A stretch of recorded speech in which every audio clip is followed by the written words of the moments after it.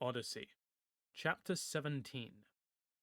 Loquatus fell screaming through the portal, the icy water ending his cry as his body shivered through its transformation. Turg swam forward. Due to the merman's subconscious demand or of his own free will, the ambassador had no idea. The shock of the water cleared his mind. He thought of the orb in Kitar's hands. The lieutenant had been weak, barely able to stand. The Order fought among themselves and the town was bursting with refugees. This was the moment of maximum chaos. Should he attack in force? A look at his soldiers revealed this to be an impossibility. The transport mage was present in a few Trezius, but Captain Satas and his squads of fighters were nowhere. They must still be traveling the last few miles. There was no time. He must act before the prize was destroyed or transferred to a more powerful person. "Open the way to the surface," Loquatus ordered the transport mage. "Just inside the castle walls would be best." He began to concentrate, building on his link with Turg. "I cannot, your excellency," came the reply behind him. The merman spun, his composure broken as he bore down on the mage. "Why not?" Loquatus grabbed the amphibian's whiskers, knowing them to transmit pain, and he pulled them viciously. The mage hissed in agony until the ambassador loosened his grip. "The spell that you've led touched the portal and drained my power," the mage said, pulling its whiskers through the merman's fingers. "It will be some time before I can cast another spell." Loquatus wondered if the universe itself was against him. "There must be another way to the surface," the merman raged, twisting in the water wildly, trying to think of a way through the rock above him. He felt trapped, dependent as he was on another to cast the spell. "We created a permanent opening outside of the city," the mage said as its shivers of pain stopped.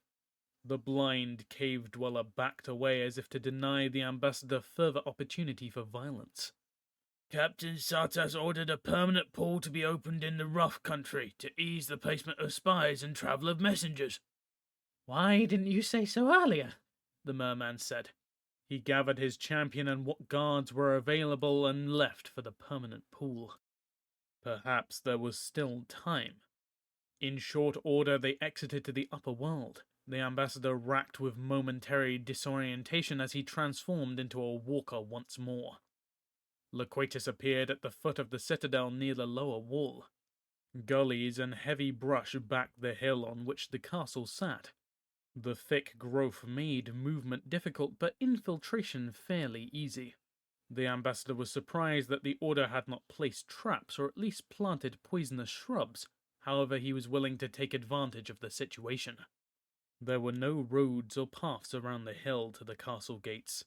Knowing that time was of the essence, he sank into a trance, preparing to act once more through the jack.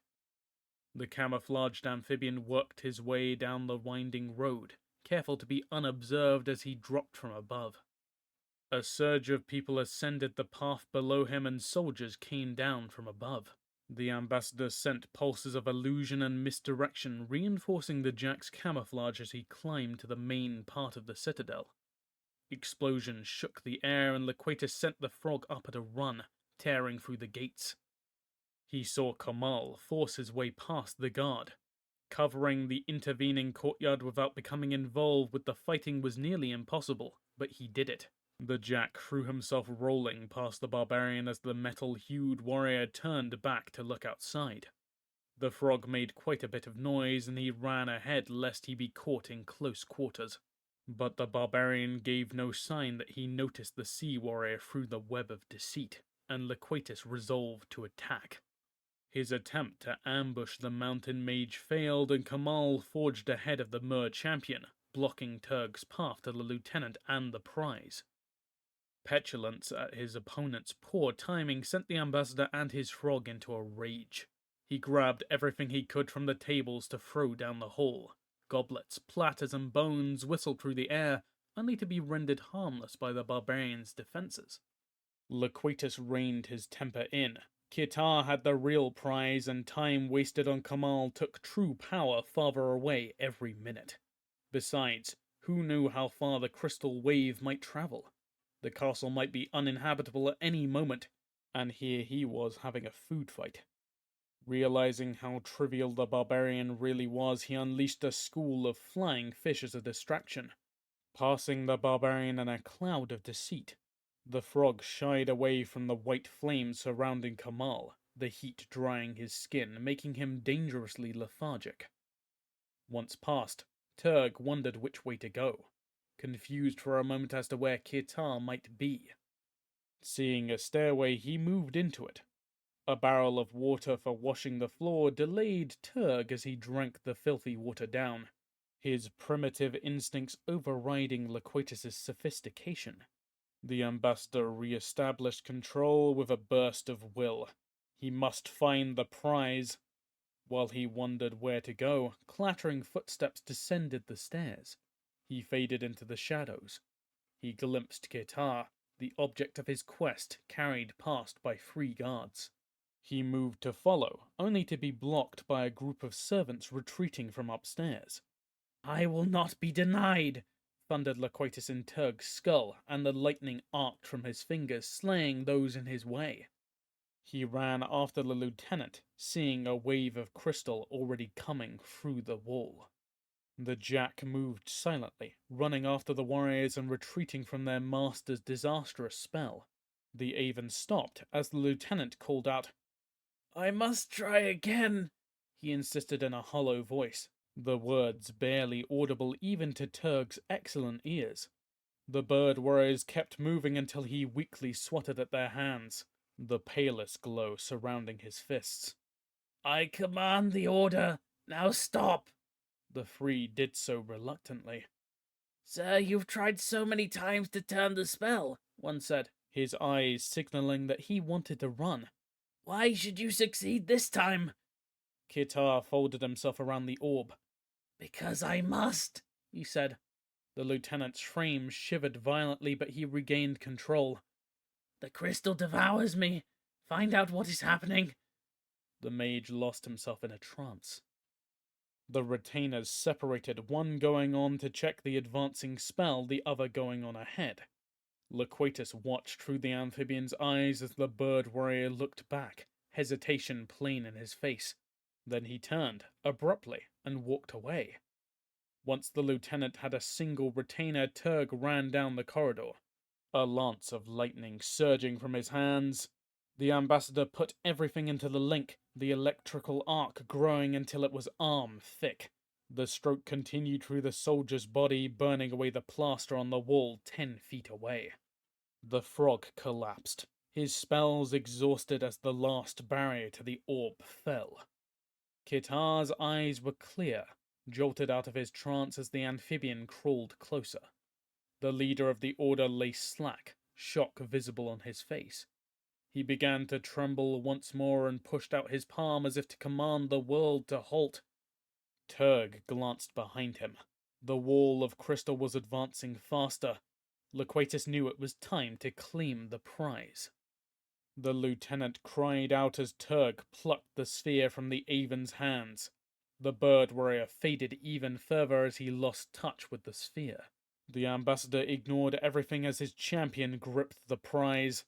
The bright mirror finish of the orb darkened. The reflected light from the spreading crystal lost as the prize changed.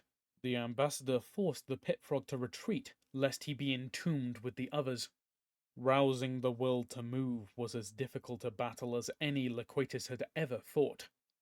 Turg blindly stumbled away, still looking at the wonder cupped in his hands.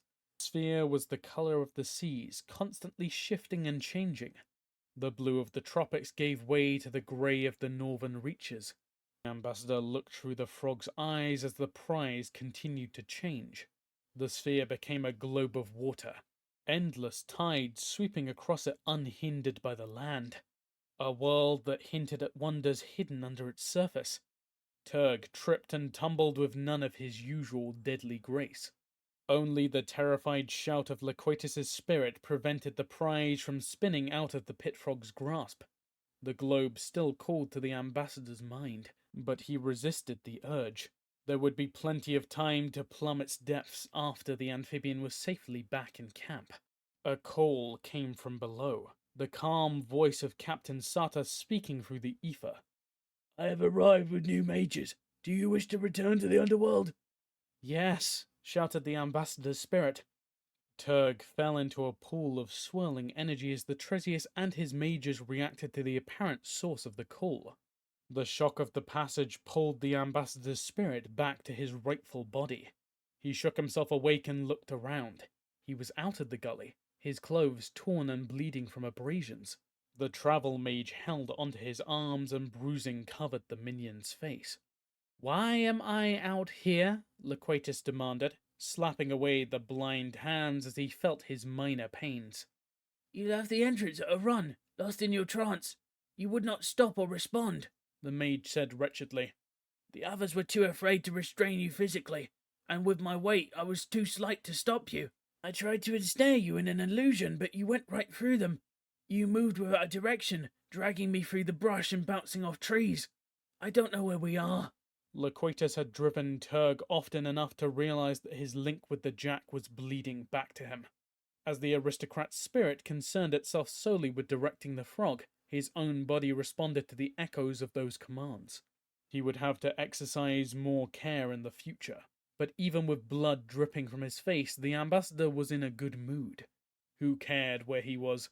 He had captured the prize.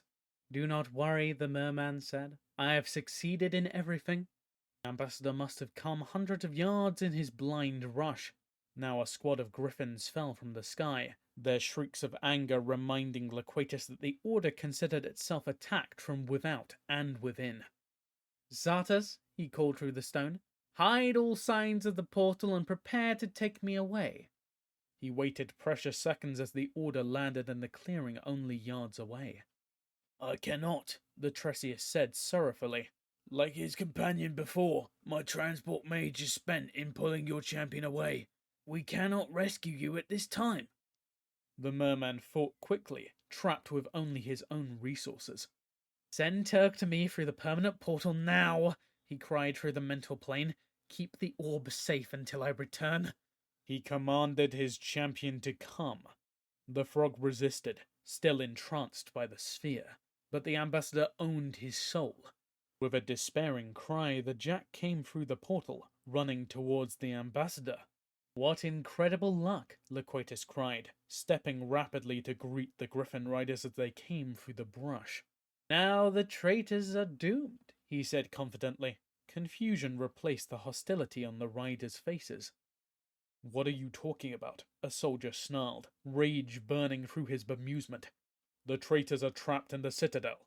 We came to question you," he added, driving his steed closer. "Monstrous!" the ambassador howled as the sound of Turg breaking through the brush made the riders turn. "My champion has been chasing the brigands, trying to cut off the barbarians' allies." Turg was torn and bloody, his wounded thigh once again seeping. "We saw Kamal meet with warriors dressed in hooded robes less than an hour ago. We then informed Lieutenant Kitar of the notorious murderer and his confederates. He assured me that he would act to protect the order," said the ambassador. At that news, a few soldiers sympathetic to Kitar took it upon themselves to heal Turg. The detachment head appeared lost, uncertain of everything. The news of the mutiny must have been unbearable to most of the order, the ambassador knew. The captain was very popular, and Kitar was a fool not to kill her secretly. However, he knew any organization would accept outright lies to preserve the respect for its leaders. "Take me to Kitar this instant," Loquatus demanded, betting on the bird warrior's death. He and his champion were mounted once more on griffins and they flew towards the citadel. Ambassador fought his fear of flying by dreaming up contingency lies. People streamed down the road from the castle, a few soldiers rushing from entrances. A hole was blown out of the upper stories. "Damned barbarian," the sea mage heard his rider mutter.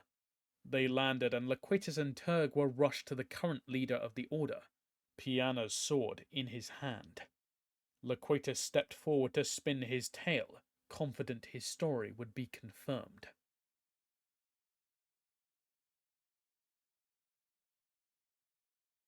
Loquatus rode through the city gates, accepting the accolades with a dignified nod. The knights and soldiers of the Order were drawn up and saluted him and his champion as they started their brave ride for the sea. The new captain was very understanding of the ambassador's need to leave, not trusting anyone as he struggled for unity with soldiers still reeling from rumors of murder and mutiny. Officially, the barbarian Kamal and unnamed conspirators infiltrated the fortress, and Kamal had discovered it too late. The lieutenant took control, rushing to protect Captain Piana, who had already fallen to internal betrayers. Kamal fought his way through the protective guards to join the murderers. Kitar fell in a personal battle with the barbarian. The mountain warrior cut his way out of the castle to the plains.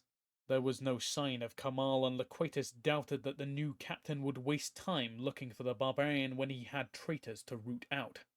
The ambassador wondered if the lie would hold, but what matters the fables of the plains? He had captured the orb, and the Order could believe what it wanted.